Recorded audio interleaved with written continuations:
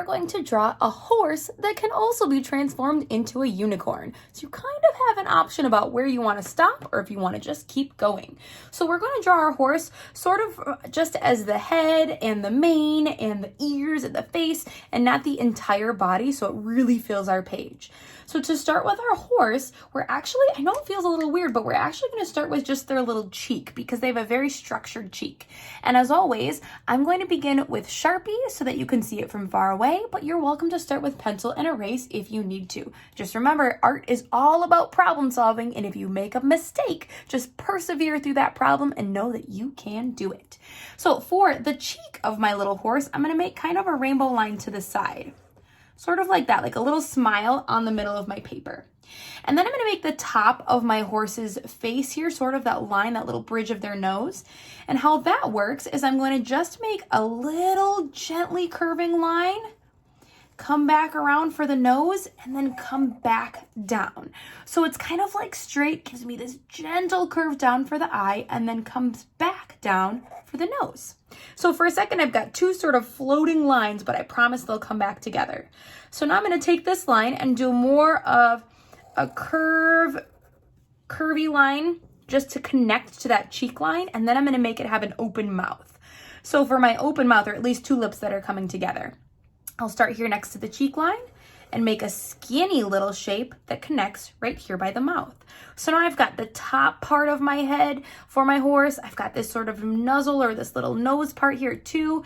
And then I also have my cheek line. Now I'm going to make the ears. So the ears are just two parts of a triangle. So I've got one coming up here with a gentle curve, two coming down with a gentle curve, and then the other ear I'm going to put right here.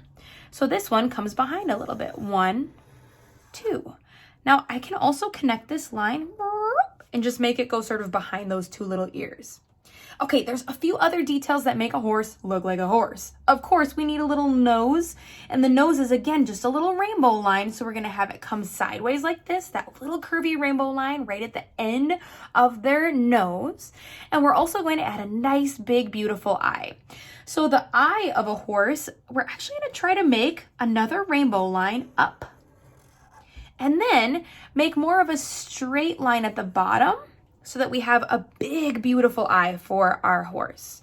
And then I'm going to make a nice, big, huge pupil. That means the dark part inside of my horse's eye. And then leave a little bit white. So I'm making a little bitty tiny shape that's going to stay white and color the rest black. As always, when we draw, leaving this highlight, this shiny part in the eye, makes our animal or our person look real. So sometimes if we don't have a highlight, it maybe looks a little bit flatter and we don't have all the distinct details that an actual animal or creature would have. So I've got that big horse's eye here. You could add some eyelashes if you want to. In fact, I think I'm going to, but you could skip yours if you want to. So I'm going to make some big eyelashes coming up. Ooh, so awesome. Then I'm going to make the neck of my horse. So I'm starting here actually in the middle. Instead of starting way up here by the cheek, I'm going to start with my Sharpie in the middle part and then make that gentle curving line come down my page. So watch. Come down straight a little bit first and then bump out a little bit for the chest of our horse. And then this part is where we're going to add our mane. So as if this line were to connect, I'll come back down the side, and now I've got a bit of a horse's face, right? You could even do like an extra line in here if you want to have more of this looking like an open ear towards you. Now, to finally make this look like a horse, we gotta add the mane. So you can just make a little mane that comes up the top here. It starts at the top of the ears, right? And I can make a little line that would come off the edge, and then I can color that mane in if I would like. But as promised, I'm also going to show you how we could stop if I just want it to be my horse design, or how I can push a little further and make it into a big, beautiful unicorn.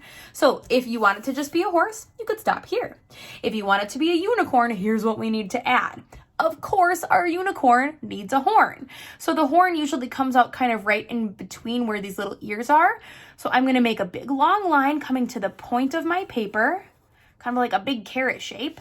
And then I'm going to come back down, gentle curve, and come back down right here. Now I can make some stripes if I would like to in the horn, maybe give it some polka dots. It's up to you. So I'm gonna make some gentle curving stripes up the horn of my unicorn so I can color those in really awesome. And then now I'm gonna make the mane a little bit extra fancy and curly because sometimes unicorns have more of a majestical kind of mane. So now I get to take my drawing and I'm gonna start by the ears and make sort of a wiggly, curvy line for where I want the mane to be, and then come back down. I could start again. Another line here, maybe curve up this time like a little curly, and then come back in. So the mane is really up to you, right? Watch again. I'll start here this time, come down, and curve off the end. And I could even have some of the mane that's coming out this way. So now I'm gonna make a little mane line, those really nice wiggly sort of gently arching lines, and then come back across. I'll make one more. Right here, a gentle wiggle, and come down. Look how our horse transformed into a unicorn. Super duper fun. Now, since I'm making a unicorn, I'm gonna add some little sparklies in the background. So to make a little sparkle, you can just make a polka dot with some extra lines. Boop, boop, boop. Again, polka dot, and go jump, jump, jump, jump. And now we have some sparkles. Polka dot, jump, jump, jump, jump.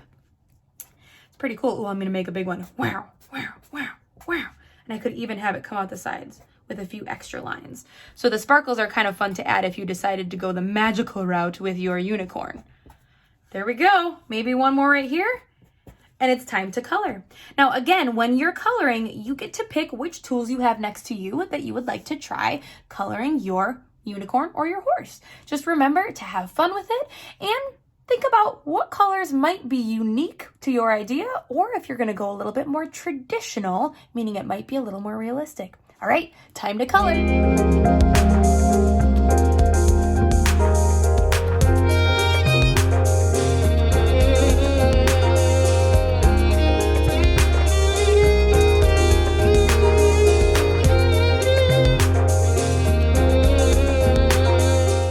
Was super fun to color. I could even blend a few colors together since I was using oil pastels, and as you saw, I sort of smudged the background a little bit for my little sparkles.